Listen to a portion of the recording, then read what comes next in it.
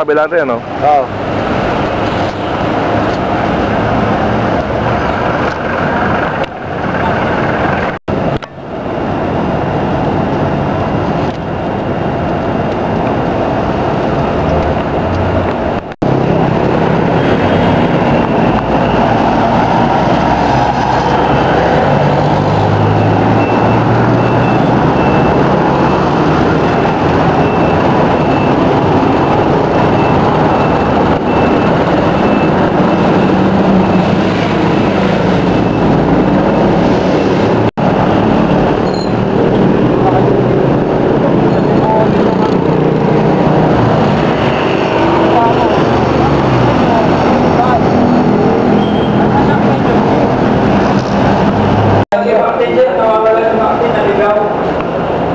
Saan nakasakay?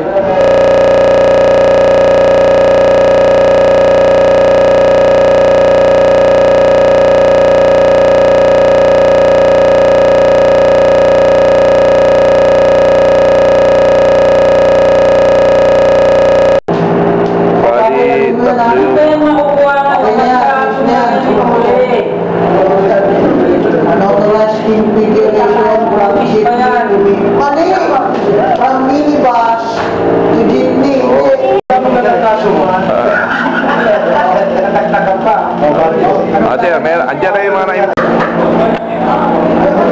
Hindi, huwag mo lang ito lalagyan natin ng mga notarized. Ngayon lang nagpa-problema ka na. Kaya nga. Ang anak po namin talagang legal ng aming pag- Oo. Siyempre, kahit ako.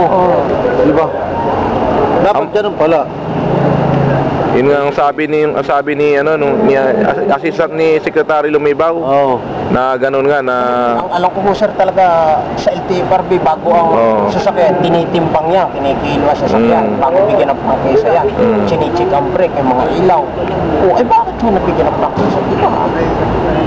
Kaya nga, mangyayari nga. Inspeksyonin nyo yung mga jeep, titimbangin. yun ang iniimbestigahan kasi ngayon eh.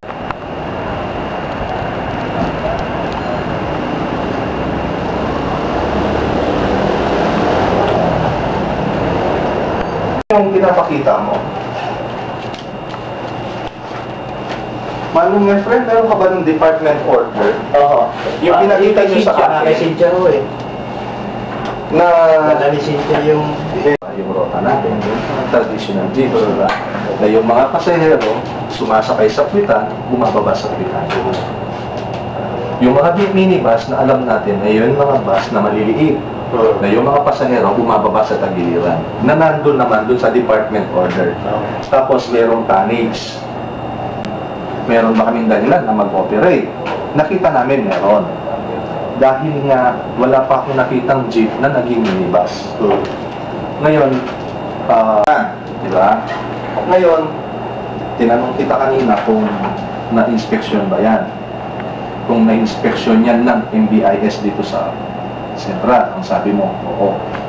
So, ibig sabihin, pumasa. Pumasa. Doon sa inspeksyon. So, meron ba tayong magaling ipakita na dokumento na pumasa? Matawag din si Donato. Nung ma-impound, at pinalabas ni Donato na walang kaukulang autorisasyon doon sa pagpapahaba, palagay ko, hindi niya ilalabas. Kasi tatanungin kasigurado ni Joel, asan yung autorisasyon mo na pahabain mo yung chassis mo? Tingin ko naman kay Manong Pepre, tulungan na din kayo kasi at least siya, alam niya kung paano tayo magkakatulungan. Diba, ikaw din, parang ganon. Let us have a one transport organization. 100% ng aming dinadaluyan ay tinakbuhan nila. May nakalagay kasi sa ng LTFRB na kapag may prangkisa na ron at 50% yung dinadaloy na, hindi na pwedeng bigyan ng prangkisa. Yes. Yeah, yun yung kaya ang lumabas sa kanila ay halos 100%, naging 2,000% pa. Kasi humaba pa yung rota nila eh. Sumunod doon, may extension na naman sila, papunta pa ng crossing. Ang tatamaan naman nila, yung crossing. Kaya lalabas doon, ang concentrate ng takbo nila, simula sa sinunduan, hanggang crossing na yung target. Ngayon, kung titignan natin yung kanilang idea na sila'y kawawa naman dahil sila'y namamasada at namuhuna na, di ba? Pero ang titingnan din naman natin, yung mga tatamaan din naman ng mga penalty nila. Tingnan natin muna yung resulta kay Joel. Okay. So, pare ko, willing ka ba? Yes, sir, yes, sir. So, whatever the result, you cooperate. Yes, sir. And whatever the outcome, Kasi kung may violation, Dapat mo kailangan natin sige. Si, yung boss mo si Santos? Opo, sir.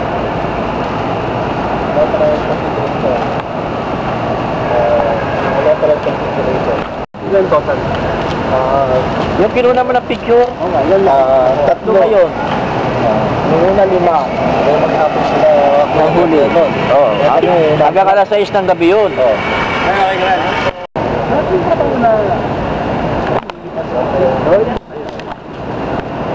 Para process din tayo, ha?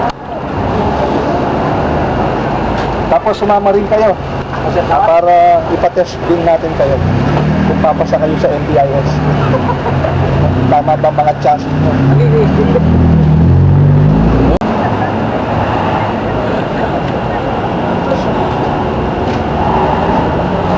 Ano nga rin dyan, naanin ko rin eh. Kaka-investigahan ko rin si Saragosa. tsaka yung taga-Binangunan. Napatawag ko rin yung taga-Binangunan.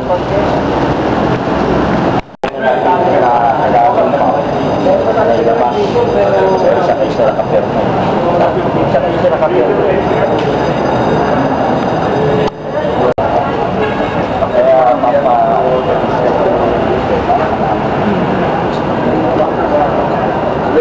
Siya may hawak siya ng investigator.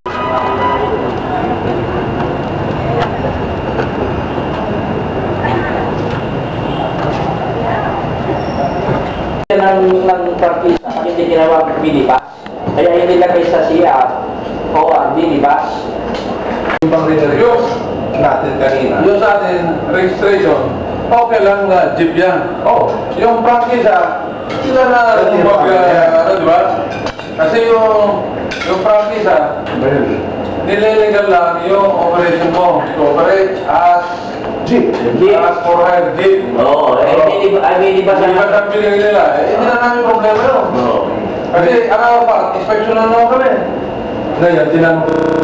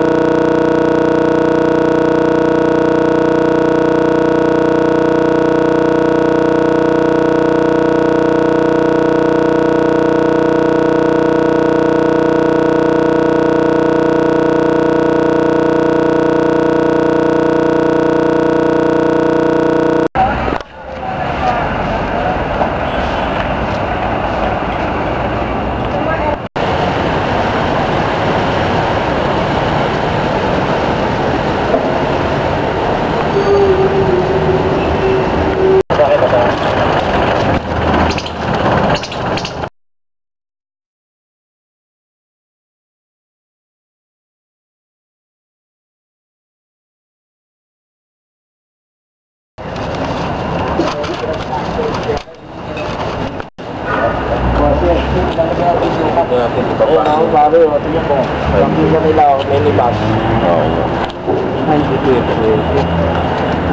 Lalo, Jay yan. Kaya pag-isip ko. kaya rin yung papel.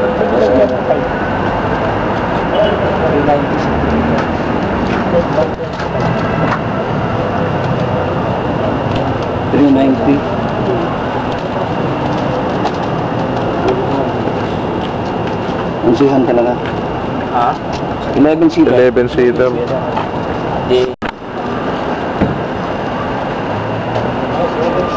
Anin man yan. 25 passenger. Yun ang bus na.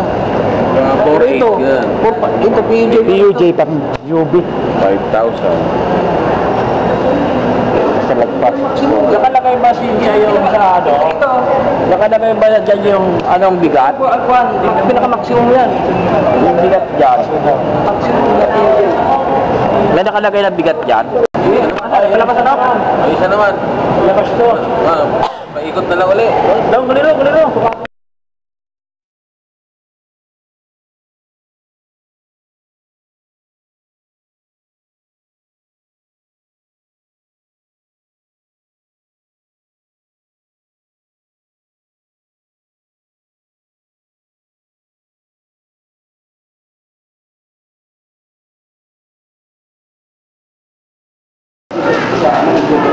Oo. Paano ka magpakuha? Yan, pinapinakuha. Sabi ko na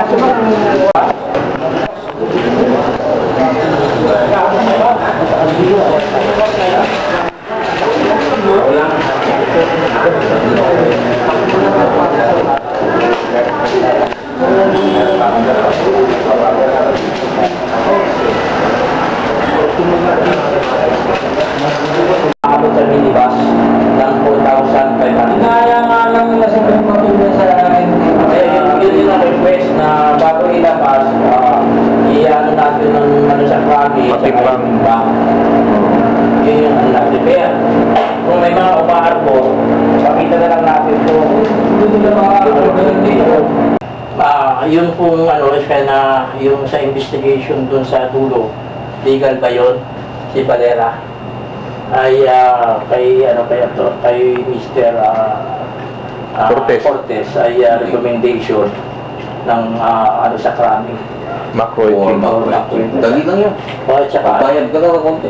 para wala naman ng ano doon, sila naman ang magpapadala letter, wala nang problema yun. Para kung halimbawa ay babayaran yung violation dyan, ay may technique pa tayo na madidelay hanggang hindi inaano nung ano.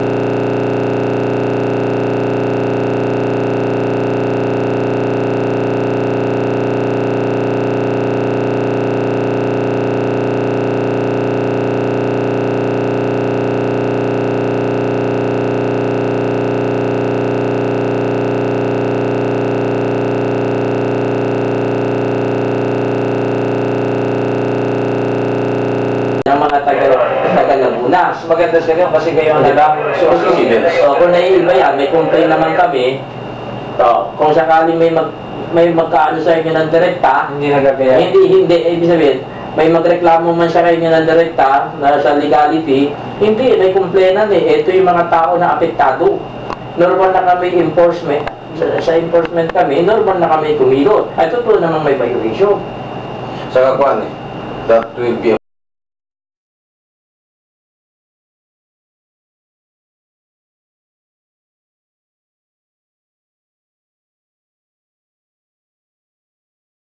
Meron na si Cortez. Na parang ang strategy niya, yung investigation niya, hindi siya nagtitiwala doon sa hawak niyang ORCR dahil parang may lumalabas na tamper. Kaya ang gagawin niya ngayon na pagkilos ay pupunta siya mismo doon sa binangunan para itingnan yung record. Yung original na Yung original na records Para nila. i-compare doon sa Tapos pagka nakita na natin yung part ng gano'n at yun ang lumalabas, pwede na tayong base ng dialogue. Pati na yung nireklamo natin association para hindi sumalabas na tayo ay nagkikwentuhan lang. tapos yung presidente ng association. Yung association na anong pangalan? Yun, pataga tayo ng ano doon ng dialogue. Kasama rin sila, sir. Syncroda. Para lumalabas, naiintindihan nila yung mali nila. Hindi pa kayo salbahin, hindi lapasok sa isipan na pinipersonal natin sila.